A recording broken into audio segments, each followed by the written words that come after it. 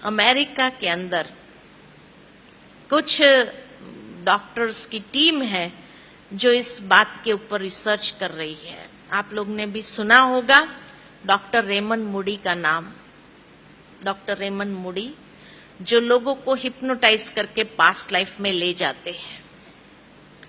उसकी टीम में एक भारतीय डॉक्टर भी है और वो भारतीय डॉक्टर बीके है। और उनकी टीम में ये डॉक्टर्स इसीलिए अलग अलग भाषाओं वाले उसने रखे हैं ताकि जब पास्ट लाइफ में ले जाते हैं और कई बार वो उस भाषा में बोलने लगते हैं तो क्या बोल रहे हैं पता नहीं चलता है। तो जब भी वो बहन यहाँ पर आती है, जो डॉक्टर है वो आती है, तो उनका लेटेस्ट रिसर्च बताती है। तो जब पिछली बार जब आए थे तो उन्होंने एक बहुत वंडरफुल बात सुनाई। तो कहा कि जब उनको पास्ट लाइफ में ले गए, अधिकतर जितने लोगों को ले गए वो लोग, तो उनसे एक सवाल बहुत कॉमन पूछा और वो सवाल था कि जब आप शरीर छोड़ते हैं उसके बाद कहां जाते हैं? सीधा दूसरे शरीर में प्रवेश करते हैं या भगवान जैसी कोई चीज है और उसके पास जाते हैं और भगवान आपको फाइनलाइज करते कि आपको ये घर में जन्म लेना है, ये घर में जन्म लेना है, कहां जाते हैं? तो जब उन्होंने ये सवाल पूछा तो मेजॉरिटी ने यही जवाब दिया कि शरीर छोड़ने के बाद हम एक लाइट की दुनिया में जाते हैं और वहां एक बहुत पावरफुल लाइट से मिलते हैं। शायद वही भगवान था। का कैसे पता चला आपको कि वही भगवान था? तो कहा क्योंकि वो भगवान इतना प्यार दे रहा था, इतना प्यार बरसा रहा था कि जैसे हम प्यार के फव्वारे में नहा रहे थे। इतना प्यार भगवान के सिवाय कोई नहीं कर सकता है, इसीलिए वही भगवान था। बहुत डिवाइन लाइट थी, बहुत पावरफुल लाइट थी। का उसके बाद क्या उसने फाइनलाइज किया कि आपको कहां जाके जन्म लेना? का नहीं, भगवान फाइनलाइज नहीं करता है। का जब हम उस फवारे में नहा रहे होते हैं, प्यार ही प्यार जैसे बरसा रहे हैं भगवान, तो उस प्यार में जैसे हमारा शुद्धिकरण हो रहा होता है, हम बहुत क्लीन हो जाते, शुद्ध हो जाते हैं। और ऐसे शुद्ध जब हो जाते हैं, बहुत लाइट फील करते हैं, उसके बाद हमारे सामने हमारी जीवन यात्रा की एक फिल्म की तरह पूरी जीवन यात्रा हमारे सामने से गुजरती है।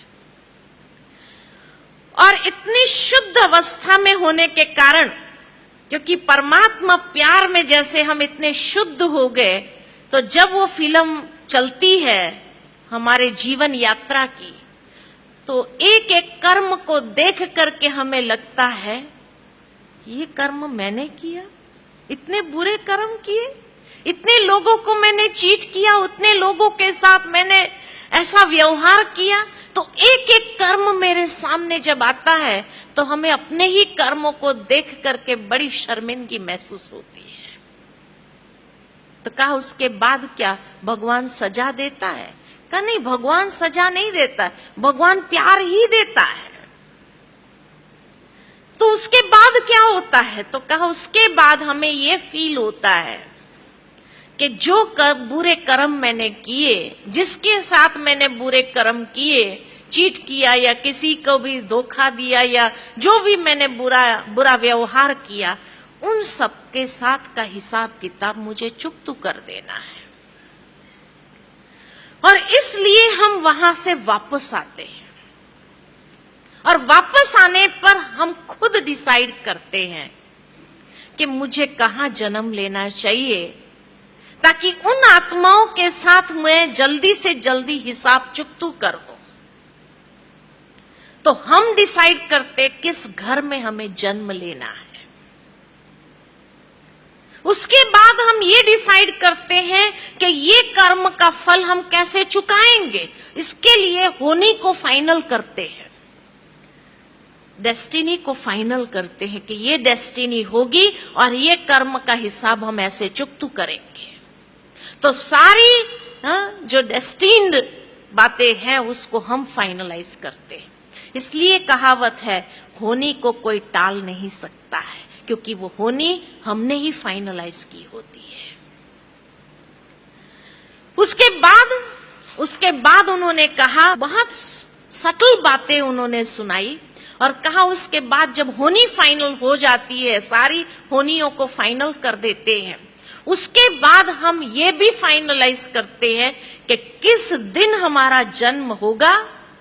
तो जन्म की तारीख को फाइनलाइज करते हैं और उसके बाद ये भी हम फाइनलाइज करते हैं कि ये हिसाब चुकाने के लिए हमें कितने साल चाहिए। तो आयुष्य को फाइनलाइज करते कि भाई 5 साल चाहिए, 15 साल चाहिए, 50 साल चाहिए या 100 साल चाहिए, कितना साल मुझे चाहिए ये हिसाबों को चुकतू करने के लिए। तो आयुष्य को फाइनलाइज करते हैं और आयुष्य को फाइनलाइज करने के बाद हम ये भी फाइनलाइज करते हैं कि ये शरीर छोड़ने के लिए कौन सा कारण बनेगा, कौन सी होनी बनेगी। उस मृत्यु का कारण भी हम फाइनलाइज करके फिर उस दिन को भी फाइनलाइज करके हम जन्म लेते हैं या शरीर में प्रवेश करते हैं। इसीलिए कहा जाता है जन्म और मृत्यु की तारीख को कोई बदल नहीं सकता है। दूसरा ये भी कहा जाता है कि जोड़ियां ऊपर से बन के आती है। क्यों ऊपर से बन के आती है? क्योंकि हमने ही फाइनलाइज किया होता है कि कौन सी जोड़ी मुझे चाहिए अपने कर्मों का हिसाब किताब सेटलमेंट करने के लिए। ये हम ही फाइनलाइज करते हैं। का उसके बाद क्या आपको याद रहता है? तो कहा 2 साल तक हमको बहुत अच्छे से याद आता है कि हम किस लिए इस संसार में आए हैं।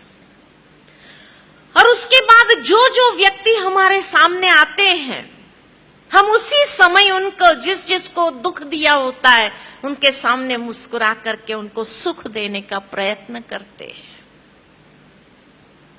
लेकिन जैसे ही हमारी वाचा खुलती है, हमारा मोह क्रिएट होता है परिवार के सदस्यों के साथ, वाचा खुलने के बाद विस्मृति हो जाती है कि हम किस लिए आए। और इसलिए जब होनी होती है, वो होनी को भूल जाते हैं कि ये हमने ही फाइनलाइज किया है। तब ये सवाल आता है कि मेरे साथ ही ऐसा क्यों होता है? भगवान मेरे साथ ऐसा क्यों? भगवान नहीं करता है, हमने खुद ने फाइनलाइज किया है। इतना गुह्य राज स्पष्ट हुआ है ये पास्ट लाइफ रिग्रेशन के माध्यम से।